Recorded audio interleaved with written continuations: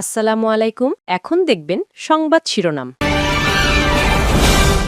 নির্বাচন বাধাগ্রস্ত করতে একটি মহলের ষড়যন্ত্র চলছে, রাজশাহী মাদ্রাসা মাঠের বিশাল সমাবেশে তারেক রহমান। এখনো ইসির ওপর আস্থা আসেনি জনগণের, ঢাকার বিভিন্ন আসনে প্রচারণায় জামায়াত আমির ডক্টর শফিকুর রহমান। ভোটের পরিবেশ নিয়ে অসন্তোষ। সারা দেশে জমজমাট নির্বাচনী প্রচার, নতুন বাংলাদেশ গড়ার প্রতিশ্রুতি, দুর্নীতি চাঁদাবাজি রুখতে জোর দিচ্ছেন প্রার্থীরা। নাইকোর অবহেলাতেই সুনামগঞ্জের ট্যাংরাটিলা গ্যাস ক্ষেত্রে বিস্ফোরণ, রায় আন্তর্জাতিক আদালতের। বাংলাদেশকে $4 কোটি 20 লাখ ক্ষতিপূরণ দেওয়ার নির্দেশ। এতক্ষণ দেখছিলেন সংবাদ শিরোনাম, এখন দেখবেন বিস্তারিত।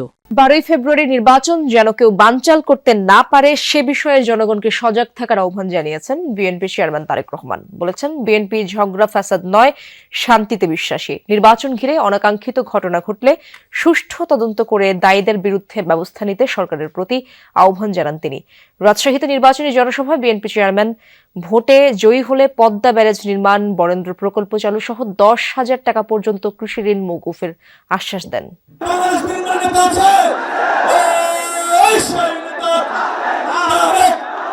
নির্বাচনী প্রচারণায় বিরামহীন ছুটছেন বিএনপি চেয়ারম্যান তারেক রহমান। সিলেট, চট্টগ্রাম, ময়মনসিংহ অঞ্চলের পর এবার উত্তর পশ্চিমাঞ্চলের রাজশাহীতে বিএনপি চেয়ারম্যান তারেক রহমানের নির্বাচনী সমাবেশ।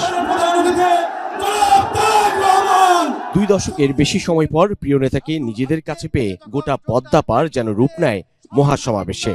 মুহুর্মুহু স্লোগান, রাজশাহীর ঐতিহাসিক মাদ্রাসা ময়দান ছাড়িয়ে বিস্তৃত এলাকা জুড়ে মিছিলের নগরীতে পরিণত হয় এই বরেন্দ্রভূমি, যেখানে যোগ দেন রাজশাহী, চাঁপাইনবাবগঞ্জ, নাটোর, এই 3 জেলার কেবল বিএনপি নেতাকর্মীরাই নন, সাধারণ মানুষও।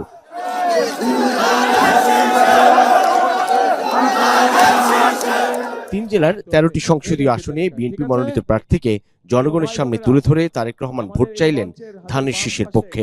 উত্তরাঞ্চলের সবকটি আসনে জয়ী হয়ে ক্ষমতায় গেলে স্থানীয় মানুষের উন্নয়নে নানান পরিকল্পনার কথা তুলে ধরেন বিএনপি চেয়ারম্যান। আশ্বাস দেন রাজশাহীতে বিশেষায়িত হাসপাতাল, পদ্মা ব্যারেজ নির্মাণ, পদ্মা নদী ও খাল খনন, আমের হিমাগার স্থাপন, বরেন্দ্র প্রকল্প চালু সহ রাজশাহী অঞ্চলের জীবন জীবিকা কেন্দ্রিক নানান উদ্যোগ গ্রহণের। সরকার গঠন করলে ইনশাআল্লাহ আমরা পদ্মা ব্যারেজ নির্মাণের কাজে হাত দিতে চাই। রাজশাহীতে আমরা বিশেষায়িত কোনো হাসপাতাল তৈরি করতে পারি কিনা, যার ফলে এই এলাকার মানুষ। ভোটের পরিবেশ নিয়ে শঙ্কা প্রকাশ করে জামায়াত আমির ডক্টর শফিকুর রহমান বলেন, চারদিকে মন্দ আলামত ফুটে উঠেছে, এখনো জনগণকে আস্থায় নিতে পারেনি নির্বাচন কমিশন। জামায়াত আমির হুঁশিয়ারি দিয়ে বলেন, উপযুক্ত পদক্ষেপ না নিতে পারলে ব্যর্থতার দায় নিতে হবে নির্বাচন কমিশন এবং সরকারকে। নির্বাচনী প্রচারণার শুরুতেই উত্তর পশ্চিমাঞ্চল ঘুরে গত 2 দিন ধরে ঢাকার বিভিন্ন আসন চষে বেড়াচ্ছেন জামায়াত আমির ডক্টর শফিকুর রহমান। এরই অংশ হিসেবে সকালে মিরপুর 10-এ নিজ নির্বাচনী এলাকায় মাল্টিমিডিয়া বাসের উদ্বোধন করেন ডক্টর শফিকুর। সেখানেই প্রচারণায় অংশ নিয়ে দাঁড়িপাল্লায় ভোট চান তিনি। যাদের মাধ্যমে এই শান্তি প্রতিষ্ঠিত হওয়া সম্ভব, তাদের হাতেই যেন আল্লাহ সমাজের এই দায়িত্বটা তুলে দেন, আমানতটা তুলে দেন। এর আগে ঢাকা 15 আসনের নির্বাচনী কার্যালয়ের উদ্বোধন করেন জামায়াত আমির। অভিযোগ করেন, জনগণের প্রতি আস্থা না থাকায় শেরপুরে হামলা চালিয়ে জামায়াত নেতাকে খুন করা হয়েছে। এই ঘটনা ইঙ্গিত করে অসহিষ্ণুতা, এই ঘটনা ইঙ্গিত করে জনগণের উপর আস্থা নাই, এই ঘটনা ইঙ্গিত করে যে অন্যের বিজয় দেখে নিজের সহ্য হয় না। যারা স্বাধীনতাকে বিশ্বাস করে না তাদের হাতে দেশ নিরাপদ নয় বলে মন্তব্য করেছেন বিএনপি মহাসচিব মির্জা ফখরুল ইসলাম আলমগীর।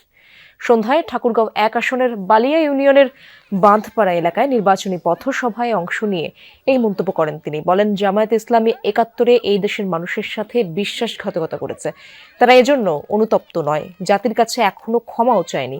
মির্জা ফখরুল আরো বলেন, দাঁড়িপাল্লায় ভোট দিলে বেহেশতে যাওয়া যাবে বলে দেশের মানুষকে বিভ্রান্ত করছে জামায়াত ইসলামী। এই দেশের নাগরিকদের উপর নির্ভর করবে যে তারা সঠিক সিদ্ধান্ত দেবে। আমাদের উপর অনেক সময় চাপিয়ে দেওয়ার চেষ্টা করা হয় যে এটা শুনতেই হবে, এটা মানতেই হবে। এই দেশের মালিক তো আপনারা। আপনারা যাকে চাইবেন সে সরকারে থাকবে, যাকে চাইবেন না সে সরকারে থাকবে না। শেরপুরে বিএনপি ও জামায়াতের নেতাকর্মীদের সংঘর্ষের ঘটনার পর সতর্ক ঢাকার বিএনপির প্রার্থীরা। সর্বোচ্চ সতর্কতায় রাজধানীর পাড়া মহল্লায় ভোটের প্রচার চালাচ্ছেন ধানের শীষের প্রার্থীরা। ভোটের পরিবেশ সুষ্ঠু রাখতে সহযোগিতা চেয়েছেন প্রতিদ্বন্দ্বী প্রার্থীদেরও। তবে একটি গ্রুপ নির্বাচনে কারচুপি করতে চায় বলে অভিযোগ বিএনপি নেতা মির্জা আব্বাসের। বলেন, নির্বাচনের ফলাফল পেতে কোনোভাবেই 2-3 দিন সময় লাগার কথা নয়।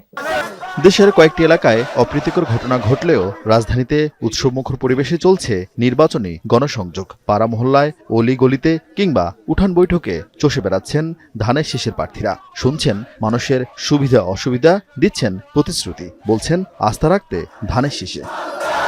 রাজধানীর গোরানে গণসংযোগ করেন ঢাকা 9 আসনের বিএনপি প্রার্থী হাবিবুর রশিদ হাবিব। এ সময় শেরপুরে সংঘর্ষের ঘটনায় উদ্বেগ জানান তিনি। যে কোনো চক্রান্ত ষড়যন্ত্র না করে এই দেশকে যাতে আবারও আমরা আমাদের এই প্রজন্মের ভবিষ্যৎ উপযোগী করে গড়ে তুলতে পারি, সেই জন্য এই নির্বাচনকে বাস্তবায়ন করা এবং শহীদের রক্তের। ট্যাংরাটিলা গ্যাস ক্ষেত্রে বিস্ফোরণের মামলায় অবশেষে জয় পেয়েছে বাংলাদেশ। 2005 সালে সংঘটিত ভয়াবহ এই বিস্ফোরণের ঘটনায় কানাডিয়ান কোম্পানি নাইকোকে ক্ষতিপূরণ বাবদ 4,20 লাখ মার্কিন ডলার দিতে হবে, যা বাংলাদেশি মুদ্রায় প্রায় 516 কোটি টাকার সমান। এই নির্দেশ দিয়েছে ওয়াশিংটন ভিত্তিক আন্তর্জাতিক tribunal International Centre for Settlement of Investment Disputes ICSID. নাইকোয় অবহেলায় ওই বিস্ফোরণের ঘটনা ঘটে। 2005 সালে 2টি মারাত্মক বিস্ফোরণ হয় ট্যাংরাটিলা গ্যাস ক্ষেত্রে। এর ফলে পুড়ে যায় গ্যাস ক্ষেত্রের মজুদ গ্যাস। ব্যাপক ক্ষতি হয় আশেপাশের স্থাপনা ও সম্পদের। এজন্য নাইকোর কাছে 746 কোটি টাকা ক্ষতিপূরণ দাবি করে পেট্রোবাংলা। অবহেলাজনিত এই ক্ষতিপূরণ দিতে অস্বীকৃতি জানায় বহুজাতিক প্রতিষ্ঠানটি। পরবর্তী সময়ে 2007 সালে স্থানীয় নিম্ন আদালতে মামলা করে পেট্রোবাংলা এবং নাইকোর ফেনী গ্যাস ক্ষেত্রের গ্যাস বিল পরিশোধ বন্ধ করে দেয়া হয়। হাইকোর্ট বাংলাদেশে থাকা নাইকোর সব সম্পদ বাজেয়াপ্ত এবং সম্পাদিত চুক্তি বাতিলের নির্দেশ দেন। পরে বিষয়টি সুপ্রিম কোর্টে গেলে সেখানেও বাংলাদেশের পক্ষেই আসে রায়। তবে আটকে রাখা গ্যাস বিল এবং ক্ষতিপূরণ না দেওয়ার অভিযোগে নাইকো 2010 সালে বিনিয়োগ বিরোধ নিষ্পত্তি সংক্রান্ত আন্তর্জাতিক সালিসি আদালত ইকসিডে 2টি মামলা করে। এর মধ্যে 2014 সালের এক রায়ে ইকসিড পেট্রোবাংলাকে ফেনী গ্যাস ক্ষেত্রের পাওনা পরিশোধের নির্দেশ দেয়। 2016 সালে নাইকোর বিরুদ্ধে প্রায় 9,250 কোটি টাকা বা প্রায় 117 কোটি মার্কিন ডলার ক্ষতিপূরণ দাবি করে ইকসিডে মামলা করে বাপেক্স। সেই মামলার চূড়ান্ত আদেশে ক্ষতিপূরণের নির্দেশ এলো। আন্তর্জাতিক ট্রাইব্যুনাল রায়ে উল্লেখ করেছে, নাইকোর তত্ত্বাবধান ও ব্যবস্থাপনাতে খনন কাজ পরিচালিত হচ্ছিল। আন্তর্জাতিক পেট্রোলিয়াম শিল্পের মানদণ্ড অনুসরণে ব্যর্থ হওয়ায় এবং প্রয়োজনীয় সতর্কতা না নেয়ার কারণে বিস্ফোরণ ঘটে। ফলে নাইকো সরাসরি এসব ঘটনার জন্য দায়ী। বৃহস্পতিবার ইকসিডের এই রায়ের বিষয়টি নিশ্চিত করেছেন পেট্রোবাংলার চেয়ারম্যান প্রকৌশলী রেজানুর রহমান।